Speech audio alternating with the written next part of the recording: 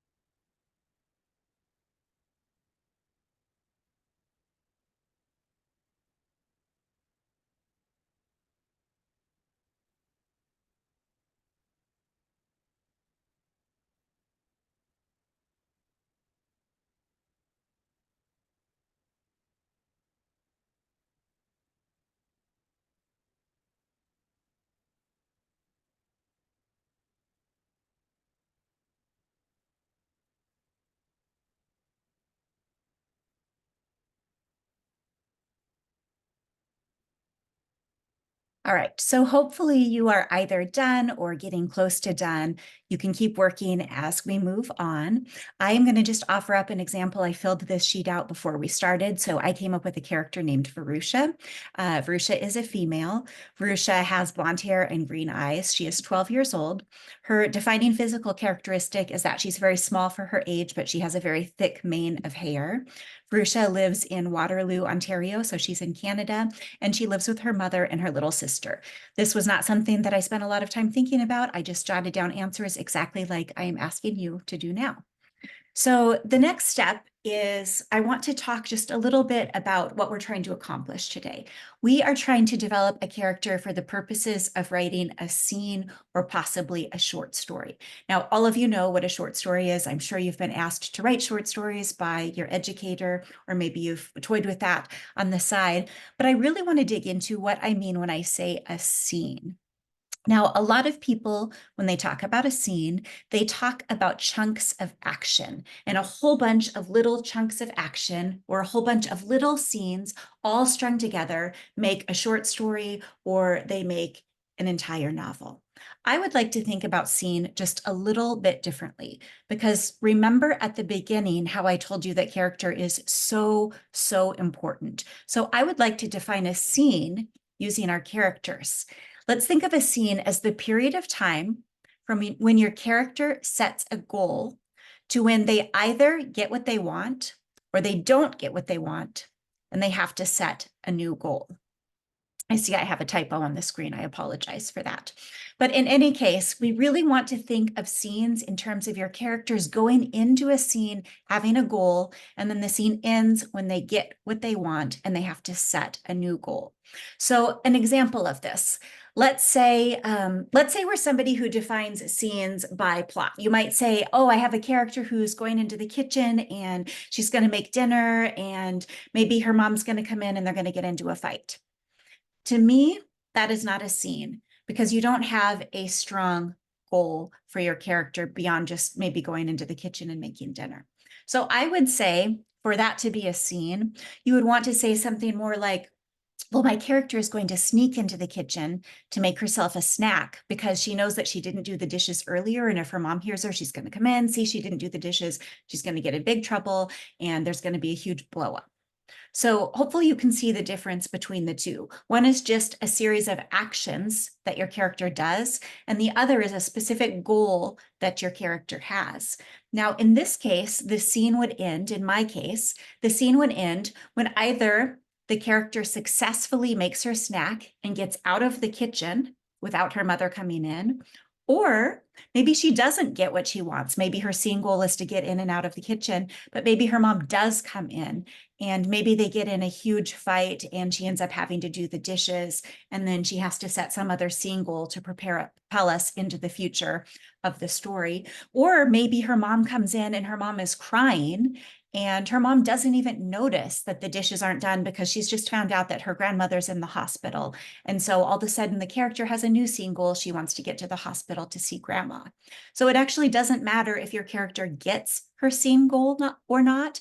What's really important is that your character has a scene goal. Okay, so when I'm talking about scenes, I want you to think in terms of your character's want, what they want to happen on the page at that particular scene that you're writing. So go ahead now and fill out your scene goal for your character. I'm going to give you an example from my character.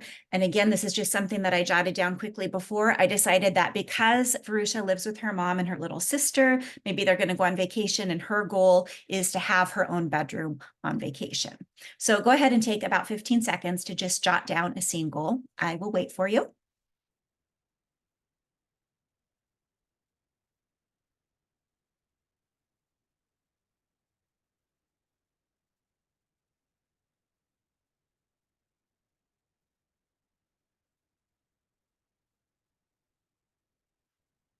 Okay, wonderful. Hopefully you've jotted down something for a scene goal for your character. We are now going to dig just a little bit deeper because when we talk about our characters, we want to know a couple of things before we start writing. One, we need to know, where does this scene take place? Because obviously your characters, or excuse me, your readers need to be able to visualize the scene in their head, and they can only do that if they know where the scene is actually taking place. The second thing you need to know is what actually happens in the scene. So a few seconds ago, you wrote down what your character wants to have happen in the scene.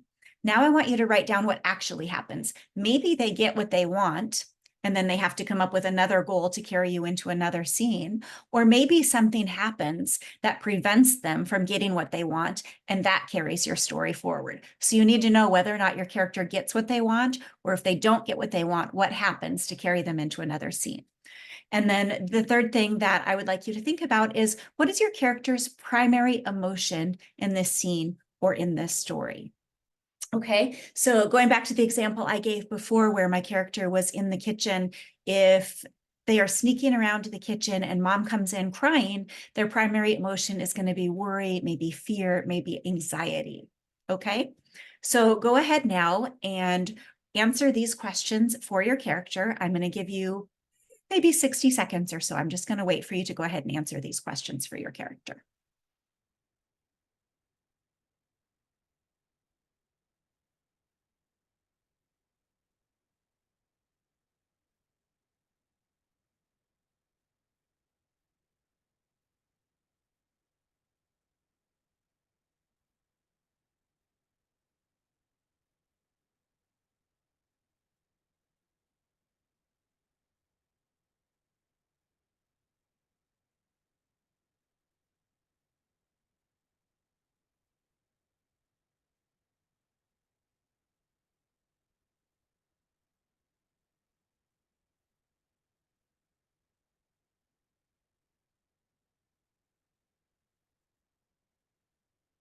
Okay, hopefully you are finishing up. If you have not finished up, go ahead and stop the video and take a little bit of extra time if you need it. But I'm going to move on and give you an example of how I answered these questions for my character Verusha earlier.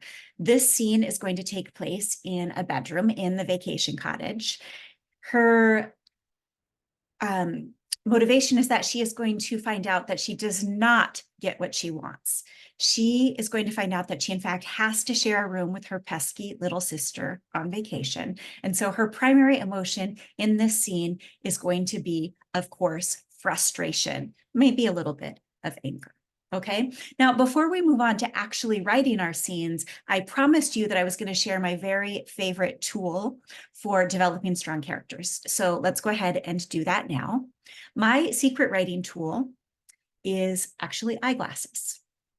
This might seem a little bit silly to you, but the simple truth of the matter is that we all have a certain set of lenses through which we see the world.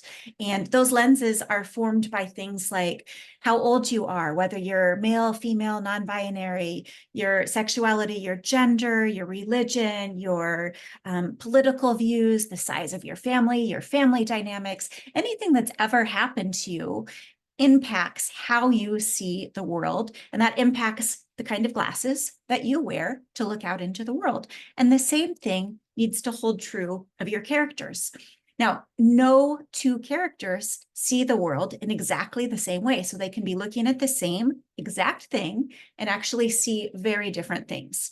So let's take a look at exactly how that works. Bear with me for just a second. I'm going to take off my own glasses, and I'm going to get a little bit goofy here, because I think it's the very best way to really drive home the point that I want to make.